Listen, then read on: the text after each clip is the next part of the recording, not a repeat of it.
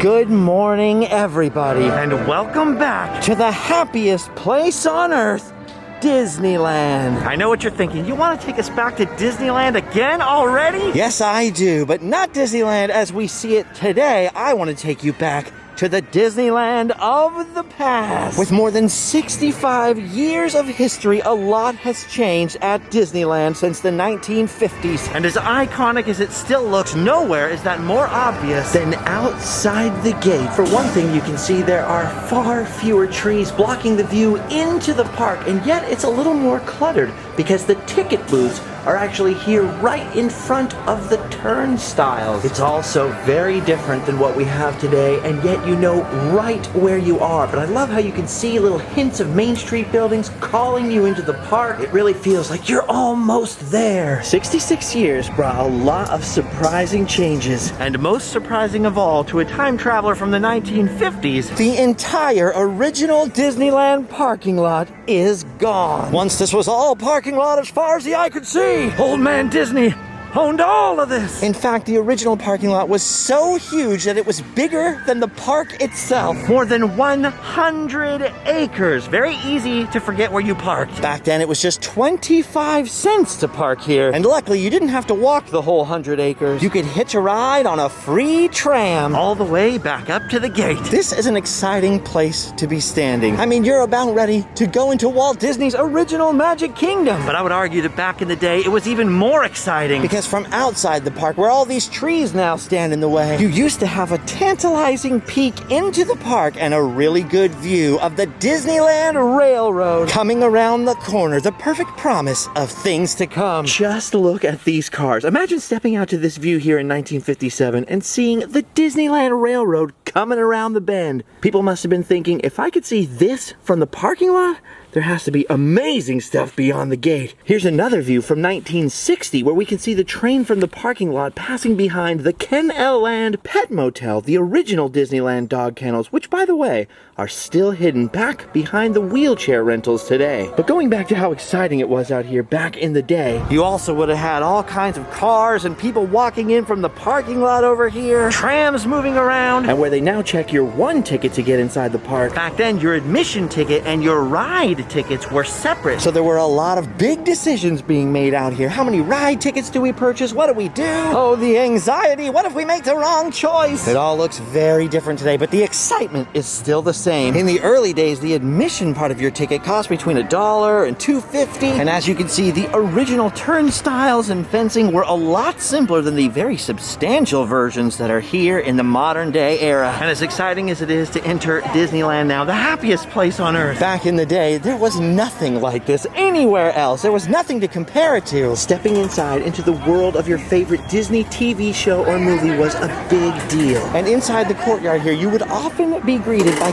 costumed characters from Walt Disney's films, which back then was a mind-blowing concept. Nowadays, under Floral Mickey here, you have much fancier fencing and brickwork. It was a little plainer looking back in those simpler times of yore. And of course, they no longer put those big attraction posters here all over the fence like they did back in the classic era. Probably because today a modern visitor knows what to expect. Plus, let's face it, there are many more attractions packed into Disneyland than there were 60 plus years ago. but even though a few things have been altered here, some things never change. The Disneyland Railroad still rolls in here to Main Street Station. And even though those original yellow cars have moved on to other private railroads, and one of them, the Combine cars at Walt's Barn and Griffith Park now, those old steam trains are still capturing your imagination before you've even entered the park. I know we need to hurry up and get inside, but I want to point out a couple more things out here real quick. For one thing, I noticed where there's a blank spot today, back in the day, there were little newsstands on both sides of the entrances to Disneyland. Although it looks a little beefier and more substantial, there's still one on the left side of the west side, Which is always the way my family left the park in the evening. so I have very fond memories of getting my final souvenir from over here. Also, back in the day, you can see this wonderful World of Color advertisement advertisement. They really tied in all the studio productions with what was going on at the park. Which honestly really hasn't changed that much. One time I was leaving here and they handed me a poster for Solo, so it's still happening. All right, guys, it's time to leave today and enter the world of yesterday, tomorrow, and fantasy. And you'll notice that this plaque has changed a lot over the years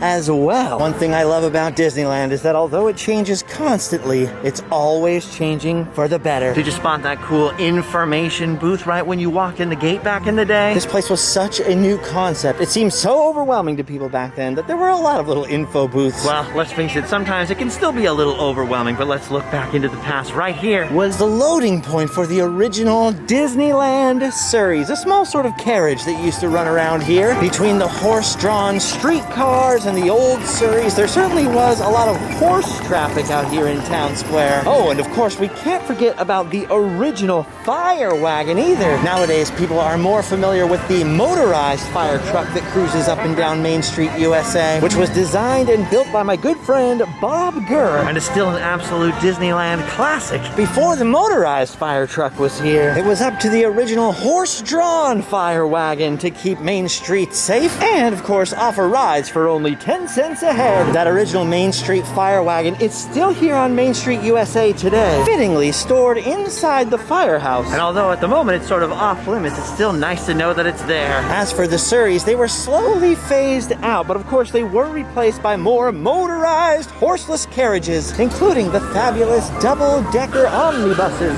which are still cruising around Disneyland today, along, of course, with the old horse-drawn streetcars. Yes, sir, you can't beat a classic. Town Square is still full of Main Street vehicles, just like it was back in the day. And although there may be slightly fewer horses in Town Square these days, you can still get a glimpse of some other beloved animals here.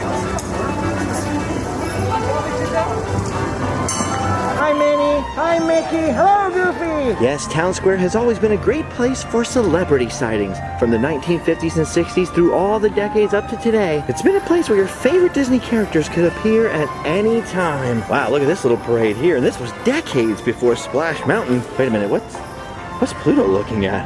Hey, Pluto. Nice to see you, too. Up there's Mickey again, and what happened to Pooh's legs? Welcome. Come here. Who wants to? Welcome. I love all the little motions.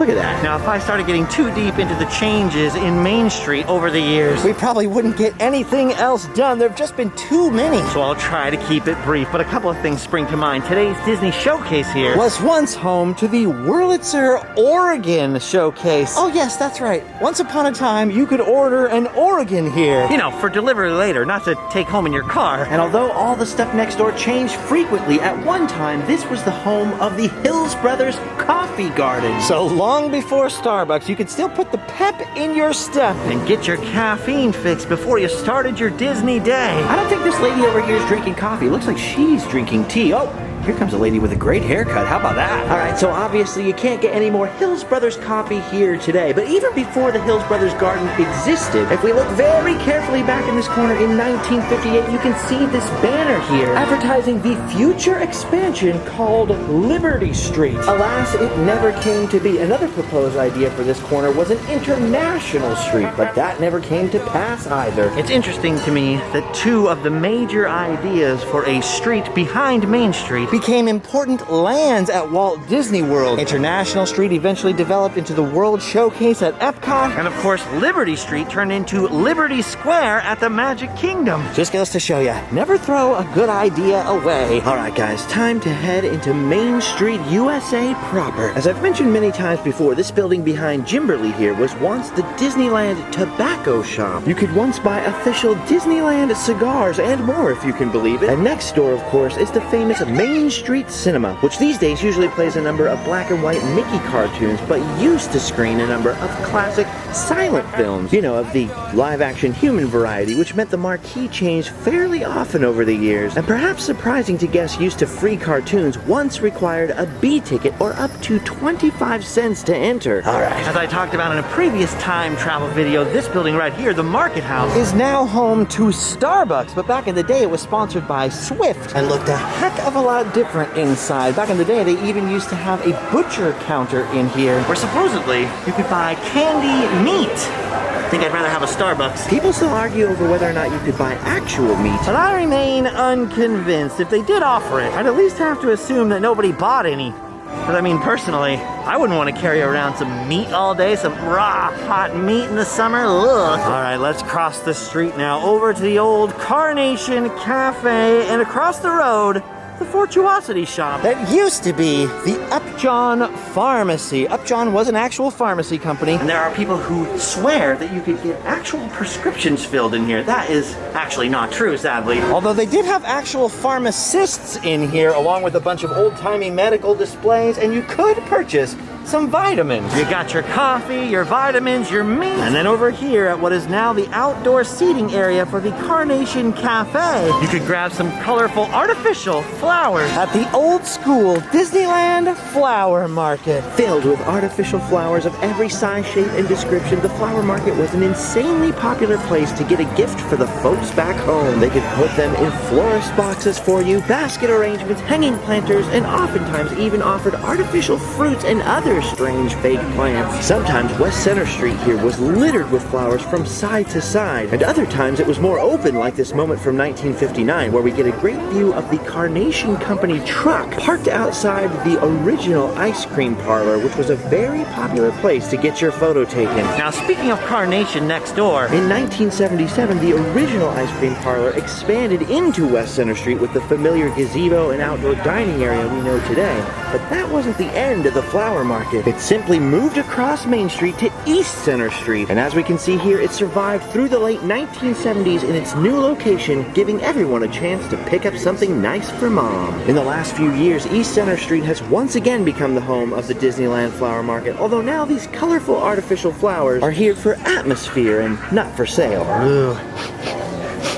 all I smell is mask. Okay, so real quick, back across the street, today's Gibson Girl Ice Cream Parlor has replaced Carnation serving frozen treats. But from 1960 to 1989, this building was home to the Sun-Kissed Citrus House, which back in the day served up fresh machine-squeezed oranges grown locally, lemonade from concentrate, frozen juice bars, and baked goods from the exotic wilds of nearby Garden Grove. As you can see, Main Street has gone through so many changes, we could literally spend weeks talking about them all. But one thing that's been here since the very beginning is the Coke Refreshment Corner, virtually unchanged. This building was designed to resemble a building from Marceline, Missouri. Walt Disney supposedly requested this specifically be designed to resemble the Zerker building from his boyhood hometown. It's definitely pretty close. And this building and its weird, odd-numbered light bulb have survived from 1955 all the way to the present. Of course, there are some other buildings based on Marceline and others based on Fort Collins, Colorado. So rather than repeat that somewhat well-known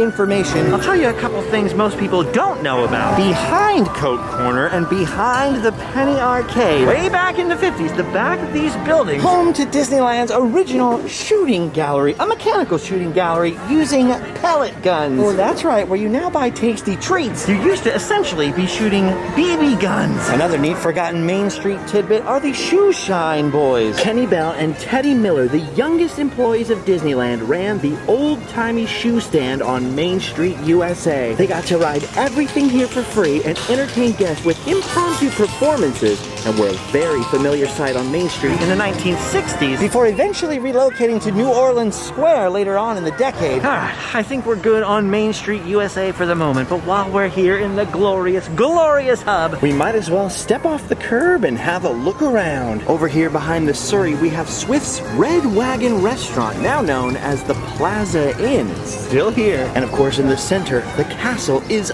unobstructed. The partner statue didn't come along until 1993, which is crazy given how iconic it is today. Of course, the popcorn here has always been a classic, and beyond, we have the Plaza Pavilion, a buffeteria that today is the popular Jolly Holiday Bakery Cafe. This is an exciting place to be. All around us, we have the entrances to all of the various lands. this is where you really have to start making decisions and choose your own adventure. adventure. But wait, what's this? I think the sun might finally be fighting its way through. Oh, thank goodness. I thought those clouds would never go away. It's the only thing that can make Sleeping Beauty Castle and Sleeping Beauty herself look even more beautiful. And it's perfect timing, because although my final destination is on the far side of Frontierland, I'm planning on heading there through the shade of Adventureland. Always my absolute favorite land, and it's fitting But all these little baby ducks are swimming around right here. Because the original inspiration for Adventureland was Walt Disney's True Life Adventure series, which were a set of nature and travel documentaries featuring, quote, exotic locations and creatures from around the world. In fact, Adventureland's original name was going to be True Life Adventureland. It's meant to represent the exotic destinations of Asia, Africa, the South Pacific, and Latin America. The entrance originally Was designed to look like a Tahitian village. Back in the early days of Disneyland, there was no Enchanted Tiki room out here, so the gateway was originally much more wide open looking. Of course, by 1963, The Tiki room would become one of Adventureland's main attractions and completely change the way the entrance was framed for the next several generations. Back in the day, above what is now one of the small Dole Whip stands here, you would have seen the colorful Barker bird beckoning guests into the Tiki room. And actually, you know what? While we're standing out here, it may be historically out of order, but I wouldn't mind a little Tiki room action myself at the moment.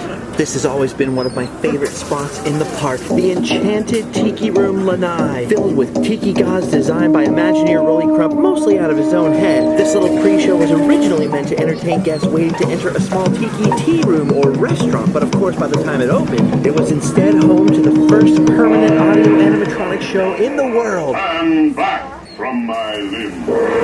And just like it did 60 years ago, the show on the Lanai is enchanting Disneyland guests eager to get inside what was the very first air-conditioned attraction in the park. And I'm very pleased to report that the AC is still working just fine today. All right, guys, wake up. It's showtime. Ah, most little tiki birdies would fly away, but these tiki room birds are still here every day. Man, nothing beats the tiki room. And as you can see, 60 years ago, audiences were just as captivated as they are now. It's easily the most underrated show in any Disney park anywhere in the world. Uh-oh. A storm is here. A storm. Whew, I had to get out of there. I think the gods were angered by all the celebrating. Okay, the Tiki room is beautiful, but everybody knows about the Tiki room. What I'd like to show you is something a little older, something nobody has seen In generations. back in the 1950s, just inside the gateway to Adventureland. Even before there was a Tiki room, there was this fella, the old Adventureland Tiki greeter. There are a few photos of him floating around on the internet. But to see him on film, even like this, is pretty rare. Nowadays, this fancy rockwork and waterfall obscure the view of the bathrooms back there. But that old Rarotongan style Tiki used to stand Just in front of it, sort of in the middle of where those people are walking today, as part of a much more rudimentary screen. Those above him are signs pointing to the bazaar and cantina, but we'll get back to that later. That Tiki was carved by a guy named Bob Carter, the predecessor of my friends Leroy Schmaltz and Bob Van Oosting, who would later form Oceanic Arts, The company that carved all of those colorful masks in the Adventureland entrance. I've seen some people mention how that Tiki moved around in Adventureland, but that wasn't the case. There were just more of them, similar ones. In front of the restaurant and in the Jungle Cruise area. The crazy thing about the Rarotongan one, the greeter one, is that it still exists in somebody's backyard somewhere. Hopefully someday I'll get that invite. Okay, behind the Tiki greeter, you'll notice this building above the bazaar, the one with the balcony, which was originally labeled Casa de Huéspedes. Which in English means guest house. This explains why some people still remember seeing an Adventureland hotel, and that was its original South American theming. All right, you'll have to forgive me for For jumping around here a lot, but you remember at the entrance I said it was originally designed to resemble a Tahitian village. which of course immediately brings to mind the Tiki Room's old neighbor, the Tahitian Terrace. Some people will no doubt remember that what is now the Tropical Hideaway was once the Tahitian Terrace, but what a lot of people don't realize is that while the buildings always had a Tahitian theme, it took a while while to become the Tahitian Terrace. Originally, this restaurant was just known as the Adventureland Restaurant or the Adventureland Pavilion. And sometimes the Pavilion Lanai. The reason for the pavilionness It's because it was basically originally just a seating area for the backside of the Plaza Pavilion, the restaurant that is now the Jolly Holiday. on the other side of those buildings is Main Street, USA. You can still sort of see the seam between Main Street and Adventureland. But it was even more obvious before the Tiki Room was built. From the beginning, there was Polynesian-themed entertainment and singing on the old patio. But just like everything else at Adventureland, by the 1960s, things were really spruced up. And this had become the full-fledged Tahitian Terrace, whose entrance was right here. Although it was often closed in the middle of the day, when it was open, the Tahitian Terrace was a very busy place. It could sometimes take quite a while to get a table sorted out. Not only was the seating next to the Jungle Cruise very popular, but during the height of the Tiki era, people were absolutely crazy about seeing the authentic Polynesian dance shows here, where people now wait in line to get a Dole Whip at the Tropical Hideaway. They used to be coming in the long, dark entryway to the Tahitian Terrace, which over the years served everything from Polynesian food to spaghetti and sirloin steak. And as you can see where they now serve up Dole Whips, they also used to be able to pour you a hot cup of joe. Polynesian coffee. Originally only open on busy weekends or during the peak of summer season, as you can see, the restaurant would get quite crowded. Look at how well dressed everyone was, and check out the servers' outfits. Those are cool. Now down next to the Jungle Cruise, where the seating area is today, you'll notice it's quite flat, but back in the Tahitian Terrace days, if you look closely, you'll notice the seating was a little more tiered to provide a better view of the Polynesian entertainment. Under a massive 35-foot tall tree with 4,000 artificial leaves and fake flowers, authentic Polynesian dances were performed nightly for diners, featuring music and dancing. Look how exciting that is. There was a barefoot fire walk at one point, and the dancers actually entered the dining area through a waterfall where the curtain of water would separate. They would come out, do their performances. No wonder this place was supremely popular in its time. Nowadays, the modern Tropical Hideaway is super relaxed, a very cool place to come and chill out with one of these Dole Whip swirls right here. And normally when it's not under construction, you can see the Jungle Cruise boats coming into the dock. This shot here is back when it was just the Pavilion restaurant, and you can see from the Jungle Cruise area how much more simple the restaurant was. It was basically just a big flat patio whose main attraction is that you could see the Jungle Cruise, of course, while you were eating. But after that 1962 upgrade, when it became Tahitian Terrace, it looked a lot more exciting. Later on, of course, this area became the Aladdin dinner show, Aladdin's Oasis. And all that's really left of that now is the small seating area outside the restaurant and the little mosaic on the ground. Personally, as cool as that was, I think the tropical theming is definitely a little bit better. Now that the waterfall and the little stage area are gone, I'm not sure how they'd pull it off, but it would be really cool if somehow Disneyland found a way to bring back those Polynesian performers every once in a while, huh? The old waterfall that the dancers used to come through, it would part and they would walk through. It was right back in that corner. And of course the giant fake tree was here, now replaced with more common natural trees. But it's great that the tropical Polynesian theming has come back, paying tribute to those 30 plus years from 1962 to 1993 that this part of the park was home to a little slice of the South Pacific. Oh, before we leave jumping backwards, I should mention that when this was just the plain Pavilion Lanai, you actually got your food from the Main Street side, from the Plaza Pavilion in what is now the Jolly Holiday, and then would exit out here to eat. Must have been pretty cool, but definitely an upgrade when all the musicians and dancers moved in, along with the upgraded Polynesian menu. And by the way, the original Tahitian Terrace sponsor was Stouffer's, like the microwave food, and then later became Kikkoman, you know, as in the soy sauce, which explains the menu changing so drastically over the decades. Alright, time to move on, my friends. Just outside of the Tropical Hideaway, we have the Adventureland Bazaar, which has been here since 1955. Today they sell some great stuff, but back when, it sold things that were slightly more, well, bizarre. One-of-a-kind handcrafts, shrunken heads, Chinese paintings, live plants. But the bazaar wasn't the only game in town by a long shot. The original Adventureland, as you can see here, was packed with nearly a dozen small shops and vendors selling all kinds of different craft items and rubber snakes. And one of the more popular ones, Tiki's Tropical Imports, was owned and operated by none other than the Eli Headley family, the original beachcomber, a pretty legendary figure in the sort of Tiki world. The original Tiki's Tropical imports was right around here. Just in front of the Tahitian Terrace area. They sold tikis and shells and rubber snakes and hats. The later shortened Tropical Import Stall, which also sold rubber snakes and spiders and stuff like that, but eventually just became sort of a juice bar, a place to buy grapes and pineapple and cherry coke. The direct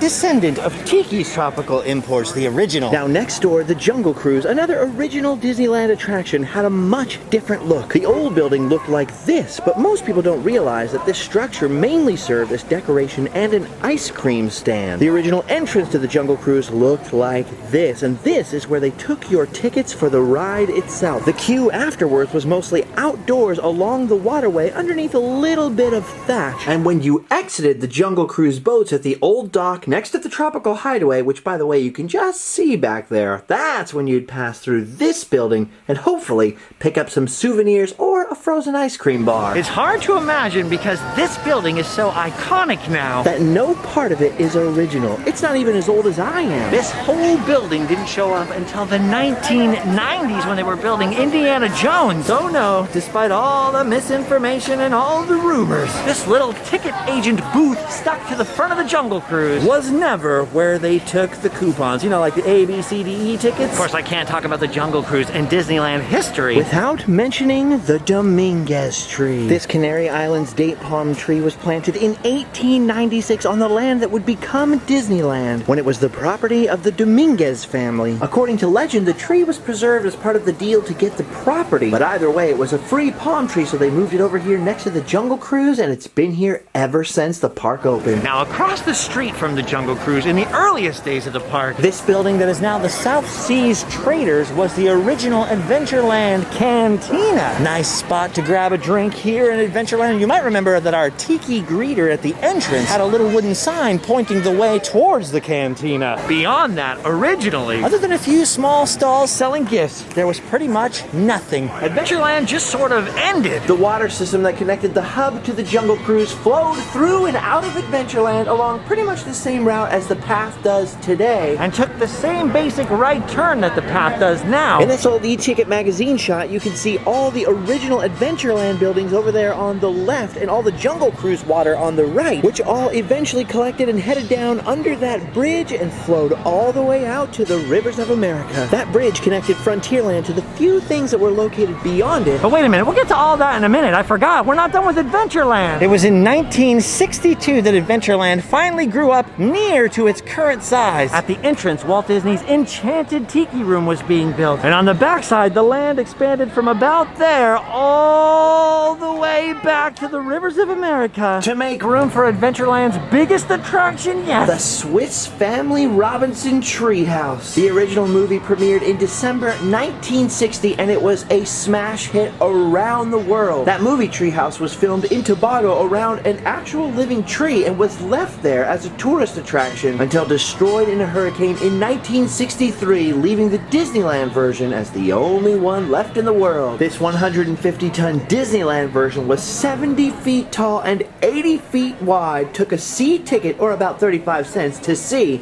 and originally debuted with exotic red leaves that were quickly swapped out for a longer lasting green color. Today, of course, it's Tarzan's treehouse, but back in 1962 it was one heck of a vertical expansion for Adventureland, that's for sure. Now, speaking, by the way, of this 1962 Adventureland expansion, That's when this whole African-themed area of the land was added, along with consolidating most of the small stalls either into tropical imports or the bazaar, and transforming the original Adventureland cantina into the big game chute. Oh yes, at one time, Adventureland had its very own and very popular shooting gallery. It's hard to believe today, but this space was once full of the sound of BB pellets hitting hand-painted metal targets. Of course, it was all themed around hunting big game in Africa. And in fact, the sign out front, the logo, had a lion with a target right on his head, something that probably be a little taboo today. Next door to the old big game shoot, today's Bengal barbecue started out as another sun-kissed stand called Sun-Kissed, I presume? A reference, of course, to the famous Henry Morton Stanley line, Dr. Livingston, I presume. You know what I'm talking about? They had most of the same items for sale as the Citrus House on Main Street we talked about this morning, and actually mixed the mint juleps here that used to be purchased aboard the Mark Twain riverboat. You'll notice the little mask on the Sun-Kissed, I presume sign can still be seen on the gate into Adventureland. But now, as we head out of Adventureland, remember again, it was more or less originally just a path along that creek that emptied into the rivers of America. Here are just a few short frames showing a very rare glimpse of the side of what later became the Riverbell Terrace. And on the other side of the path, looking back towards Adventureland, you can see the Dominguez Palm rising above that creek. And actually, here you can see a better view of the creek with its prop alligators, a very rare sight indeed. And then towards Rivers of America, ahead of us, you can see the creek running out past the original Tom Sawyer raft dock. From here, you can take a right past that small riverside bandstand gazebo into Frontierland, or a left over the bridge to the Chicken Plantation restaurant and Frontierland Railroad Station. But let's take a right first. After the 1962 upgrades, the side of the Riverbell Terrace got a theming upgrade indeed. And the Riverbell Terrace is often touted as being an opening day restaurant, but that's actually not true at all. Originally, back in the 1950s, this building was the Aunt Jemima Pancake House. There were actually a chain of those restaurants back in the day, and there was an actress who portrayed Aunt Jemima in the park. Now, the farther you go down, the more original these buildings get. Here in the center of this building was the original Frito House, a Mexican food restaurant. eventually the Frito restaurant would move on over to other parts of Frontierland and become Casa de Fritos, where, literally,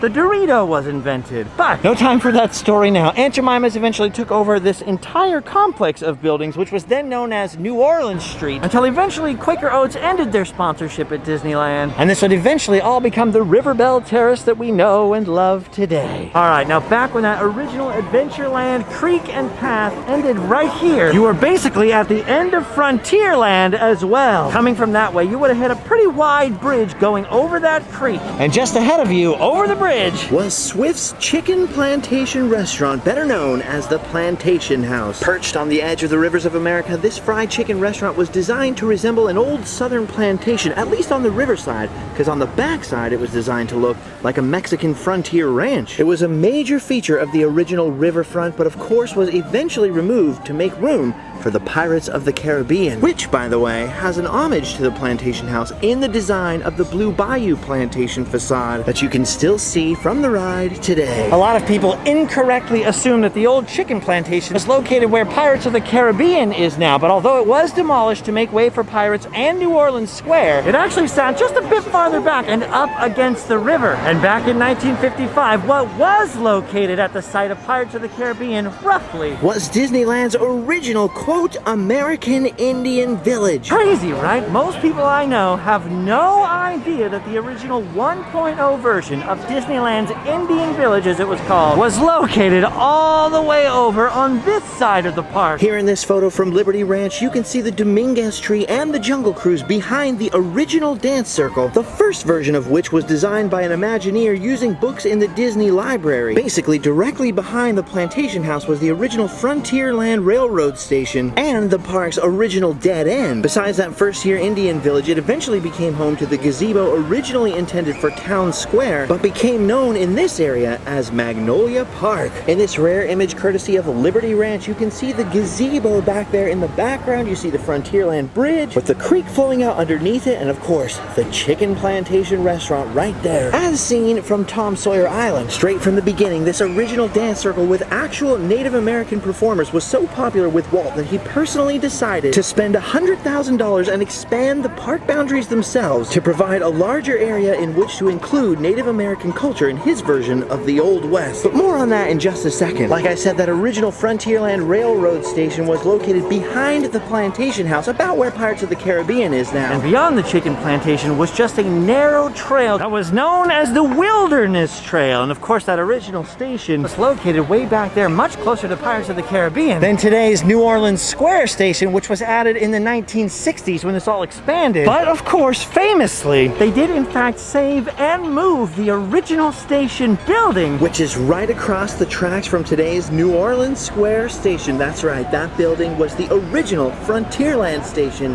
and it's still here. From there, the Wilderness Trail continued, unpaved, mind you, very close along the edge of the rivers of America, past Fowler's Harbor over here, until you eventually reached a tunnel, which was located roughly in this area, a cave, if you will, that took you from Frontierland to the village. Here you see it on the 1958 souvenir map, and in this very rare footage, look again behind that original Fowler's Harbor, and you'll just be able to make it out in the background. This was the original entryway sign, and here we have two ladies making their way into the cave itself. All right, now before we proceed through the tunnel into the old Disneyland Indian Village, let's stop and remember that cultural representations and terminology have evolved quite a bit since the 1950s. Because we're dealing with history here, I'll have to use the original names and titles of attractions and of course the place itself, the Indian Village as it was called. And obviously in no way am I saying these things are appropriate terms for now, you know, the modern era. Except of course as a historical reference. all right? There's something to keep in mind. If you hear me using old terms, they're the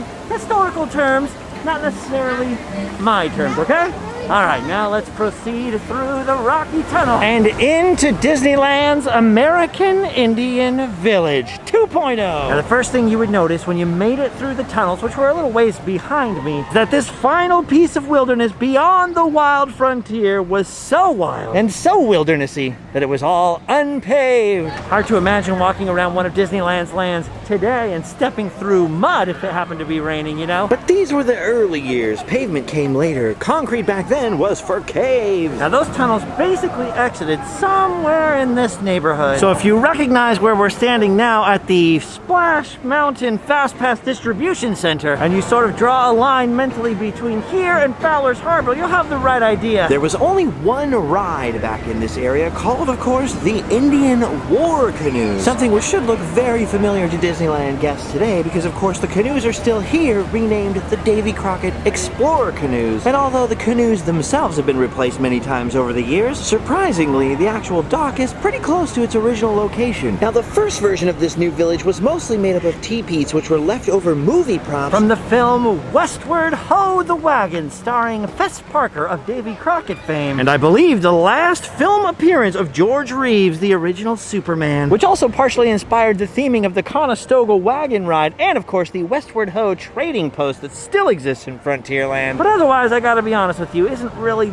that remarkable of a film. They may have started out as movie props at first, but let's face it, the dwellings were really somewhat irrelevant. The main attraction here were the native people themselves, their crafts, their stories, their traditions, all stemming from Walt Disney's open admiration for native peoples and his serious desire to want to showcase a more complex view of Native Americans than was around at the time. And this is really the key point, because we're talking about an era where native peoples were pretty much portrayed as the bad guys in TV shows. They were portrayed by actors of other ethnic backgrounds with makeup on. And meanwhile, not only was Walt Disney trying to include more and more actual Native Americans in his films, but here at the park was hiring and not just seeking permission, but also advice from actual tribal councils and representatives and the Bureau of Indian Affairs. By the time this new 1956 version of the Indian Village would open up, representatives from up to 10 Native American tribes and peoples were working here and presenting different dances, displays, costumes, and crafts. Now that number would fluctuate over the years, but it would mostly just keep going up, and eventually there were ambassadors and representatives of up to 16 Native American nations here at Disneyland, including, but not limited to, the Navajo, Shawnee, Apache, Hopi, Choctaw, Maricopa, Winnebago, Pawnee, Pima, Crow, Comanche, and Omaha, off the top of my head. And what was really crazy for the time is that most of them were hired through intermediaries with Native American backgrounds. In other words, it was mostly the Native Americans who were choosing who and what would be showcased in the Indian Village at that time. In fact, often whole families worked here, with some members eventually moving over to other attractions and areas in the park, and even some of the people in traditional costumes would appear throughout Frontierland and often guided important guests and dignitaries through the western part of the park. What I'm trying to get at here is that this was taken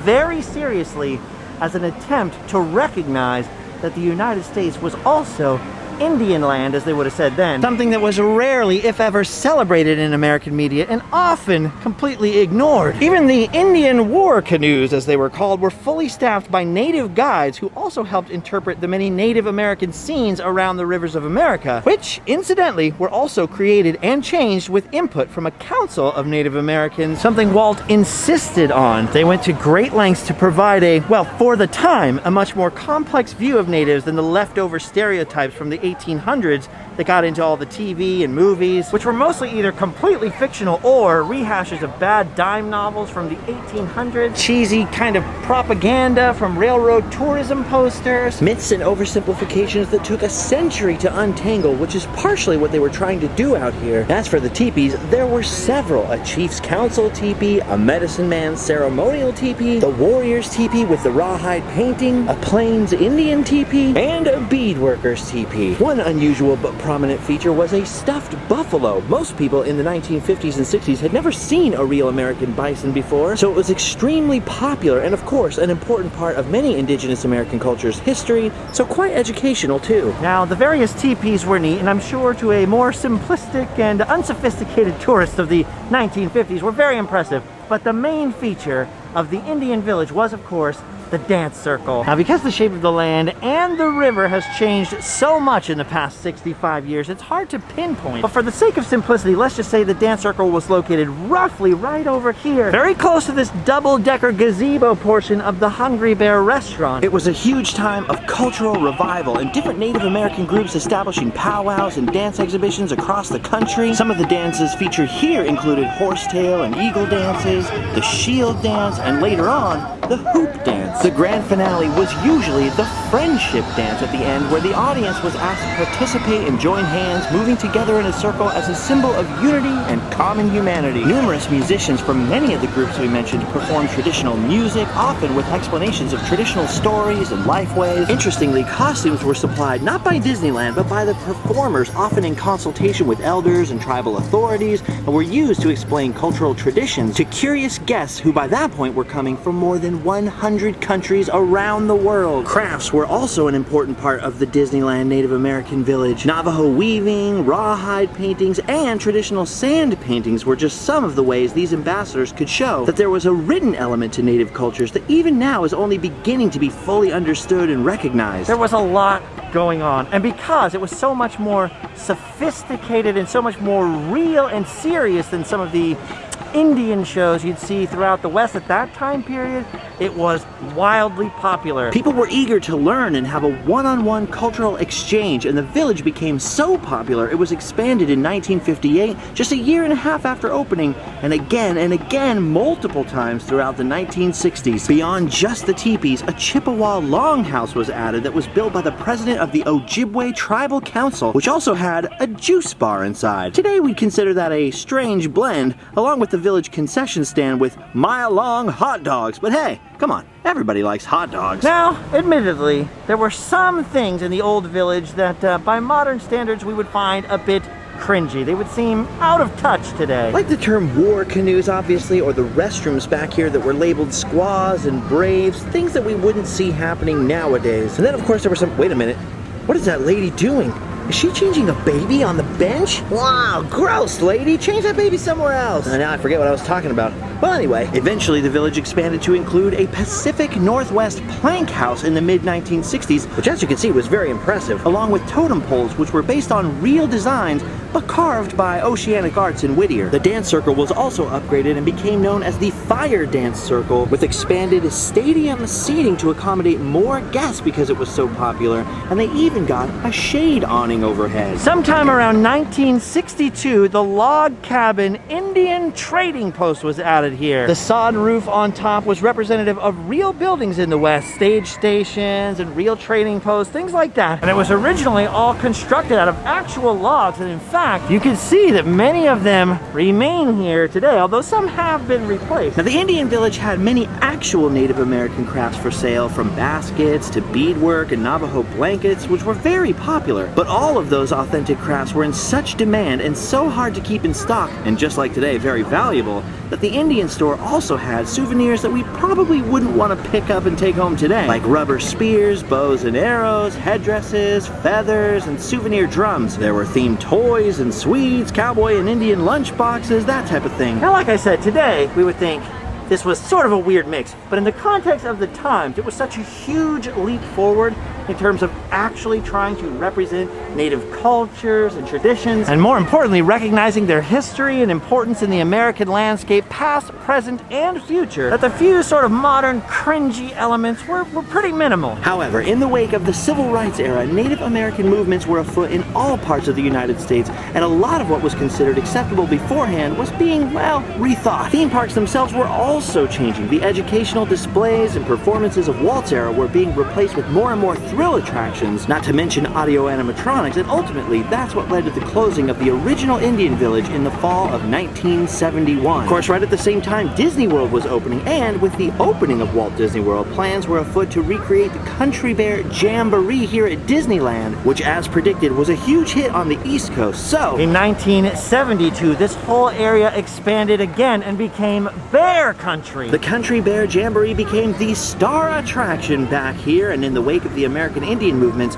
the Indian War Canoes became the Davy Crockett Explorer Canoes, and the only thing left of the old village was the small log store still operating as the Indian Trading Post until Bear Country became Critter Country, and with the addition of Splash Mountain, the Trading Post became the Briar Patch. The totem poles were moved to Walt Disney World's Rivers of America. The trash cans, which looked like stumps, were repurposed at Walt Disney World's new Fort Wilderness Campground. But as far as I know, no one knows what happened to the old stuffed buffalo or the other decorations. Native America is still celebrated today on the Rivers of America, although some of the depictions have changed. In the early years, along with what was then called the Friendly Indian Village, you had the Hostile Tribes and, of course, the Burning Settlers Cabin. A prominent feature on the river once featured a dead settler out front with an arrow in his chest. Every so often, it would be replaced with a fresh body with varying arrow sizes, but you can understand why today the Burning Settlers Cabin has been replaced with the Mike Fink King of the Rivers Cabin, and the once conspicuous Native American burial ground on the far side of the river is now a thing of the past. Now, what's left now might be a less complex depiction of the old frontier, but it's certainly much more in keeping with modern ideas of inclusion and valuing the continuing contribution of Native American people to our country today, and of course,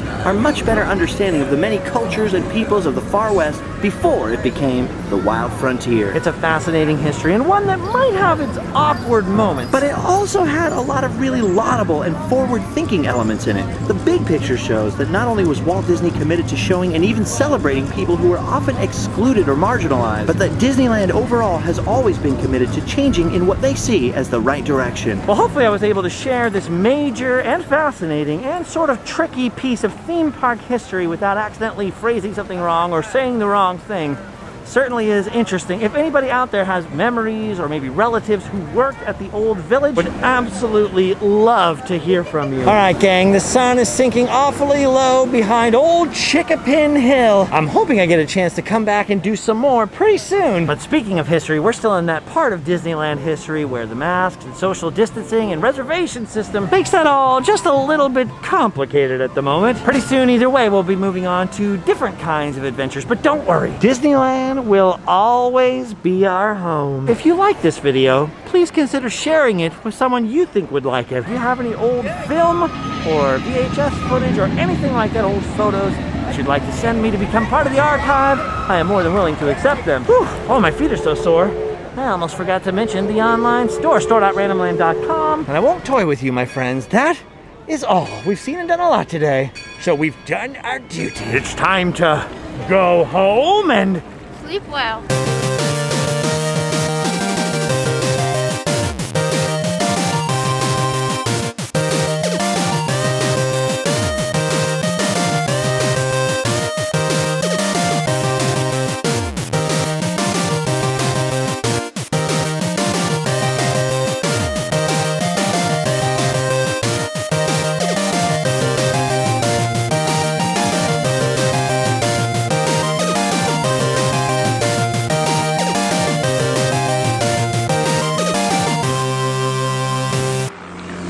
Well, hello everybody, welcome aboard. We'd like to thank you for watching this Random Land time travel special. I invite you to go over to store.randomland.com. Of course, we got Patreon, we've got Instagram, we've got all kinds of stuff going on, so make sure to check out the links down below and some of our other more than 1,000 episodes on this channel.